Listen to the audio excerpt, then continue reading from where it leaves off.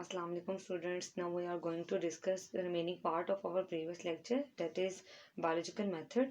बेटा biological method के हम लोगों ने फर्स्ट 2 स्टेप्स को डिस्कस किया था, that is recognition of biological problem. कि आपने सबसे पहले अपने क्वेश्चन को रिकॉग्नाइज करना है, प्रॉब्लम को रिकॉग्नाइज करना है, एंड सेकंड स्टेप में है कि ऑब्जर्वेशन करनी है। ऑब्जर्वेशन बेटा हम कैसे करते हैं, अपने 5 सेंसेस को यूज़ करते हुए। और ऑब्जर्वेशन जो है वो हमारी यहाँ तो क्वालिटेटिवली होती है, यहाँ पे क्वान्टिटेटिवली होती है। बेटा अब ये जो ऑब्जर्वेशन होती हैं ना, ये हमारे पास तब तक साइंटिफिक ऑब्जर्वेशंस नहीं बनती यहाँ तक कि जो साइंटिस्ट होते हैं, जो बायोलॉजिस्ट होते हैं, ये उसको ऑर्गेनाइज ना कर लें और अपने वो जो प्रॉब्लम है जो उन्होंने रिकॉग्नाइज किया होता है, जो उनको क्वेश्चन इरिटेट कर रहा होता है, जिससे के लिए जिसका सोल्यूशन के लिए उन्होंने बायोलॉजिकल मेथड को स्टार्ट किया है, उनको सीक्वेंस में बड़ा लेके चले हैं, जब तक कि उसको उससे रिलेट ना करें जो उन्होंने ऑब्जर्व किया है।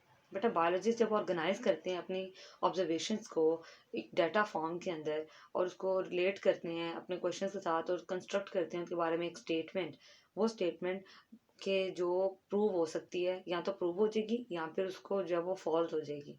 ठीक है ना।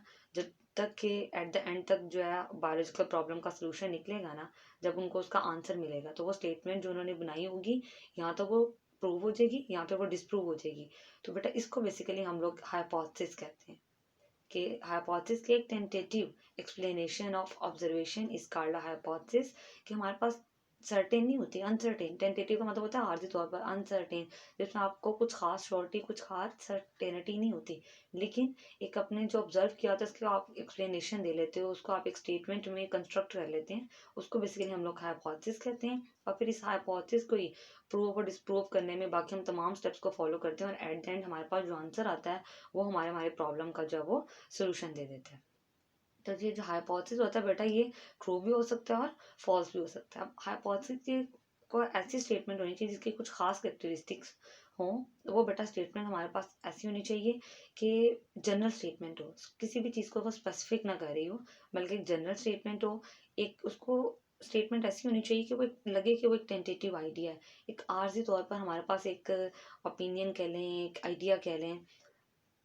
It should be agree with available observation. जो हमारी ऑब्जर्वेशन जो हमने की थी वो उसके साथ मैच कर रही हो, उसके साथ मिल रही हो, उसको सपोर्ट कर रही हो, ना कि ये नहीं कि वो बहुत ही कोई दोनों अपोजिट चीज़ें हों। इसके बाद हमारे पास है it should be testable and potentially a falsifiable. मतलब ऐसी होनी चाहिए कि उसको हम इजीली टेस्ट कर सकें, मतलब वो प्रूव हो सके या डिसप्रूव हो सके। और सिंपल होनी चाहिए बेटा।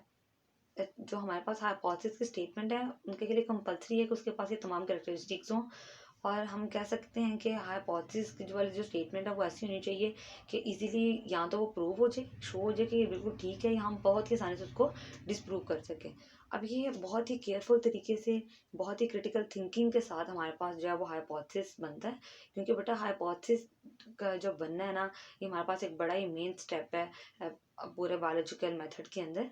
बायोलॉजिस्ट जो है वो इसके लिए जो है वो हमारे पास रीजनिंग को यूज़ करते हैं, बहुत ही क्रिटिकल पॉइंट पर जाकर क्रिटिकल थिंकिंग को इस्तेमाल करते हुए, इतना डीपली सोचते हुए जो है वो हाइपोथेसिस को बनाते हैं। लेकिन आप देखें, इंटरेस्टिंग थिंग इज दैट कि क्रिटिकल थिंकिंग इतनी केयर करने के बावजूद हमारे पास जो हाइपोथेसिस की स्टेटमेंट है बहुत ही टेंटेटिव, बहुत ही कुछ जर्नल और बहुत ही सिंपल सी होती है। तो डेट्स वाई मेरा ख्याल है इसको इतनी ही ज़्यादा केयर और इतना इसके बारे में जो है वो क्रिटिकल थिंकिंग रिक्वायर है, क्योंकि इसको बहुत ही जनरल, बहुत ही सिंपल और इजीली जो है वो टेस्टेबल है, वैसा इसको होना चाहिए। तो ये आपका आज का टॉपिक था, इसको बड़े अच्छे से याद करना है।